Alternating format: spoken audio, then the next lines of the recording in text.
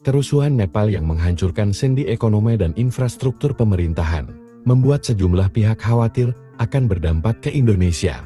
Apalagi isu kerusuhan Nepal disebut-sebut terinspirasi dari kerusuhan di Indonesia pada Agustus tahun 2025 lalu.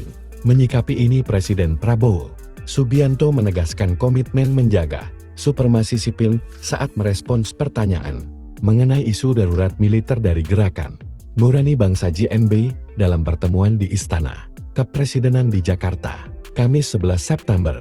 Isu mengenai darurat militer menjadi salah satu topik yang dibahas dalam pertemuan selama 3 jam antara Presiden Prabowo dan sejumlah tokoh tergabung dalam GNB. Prabowo diminta klarifikasi terkait hal itu, mengingat isu darurat militer tersebut santer mengemuka di tengah gelombang demo yang berujung rusuh sepanjang akhir Agustus lalu.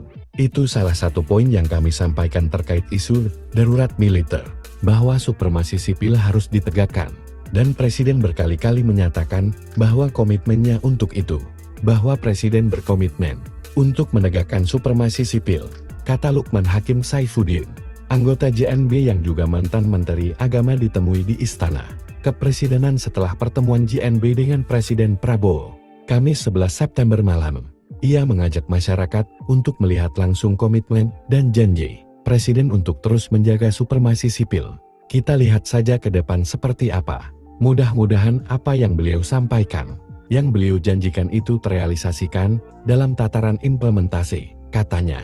Terkait dengan supremasi sipil, GNB turut menyoroti keterlibatan militer dalam berbagai ruang sipil. GNB menyampaikan kepada Presiden bahwa TNI harus ditempatkan sebagai tentara yang profesional, yang artinya prajurit-prajurit TNI jangan dibebani dan disibukkan dengan tugas-tugas di luar tugas pokok dan fungsi. Untuk menjadikan prajurit profesional, dia harus fokus. Kita itu ingin TNI ini betul-betul kuat pada diri bangsa ini. Maka, jangan lagi kemudian disibukkan dengan hal-hal yang tidak ada kaitannya dengan peran dan tugas pokoknya. Jadi, itu hakikatnya adalah manifestasi dari supremasi sipil, ujar Dian.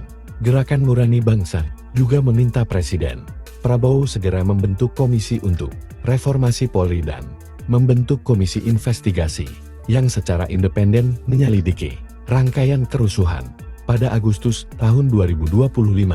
Presiden Prabowo, sebagaimana disampaikan Lukman dan anggota GNB lainnya, menyetujui usulan pembentukan komisi untuk reformasi Polri dan komisi investigasi independen untuk menyelidiki rangkaian kerusuhan yang disebut GNB sebagai prahara Agustus itu.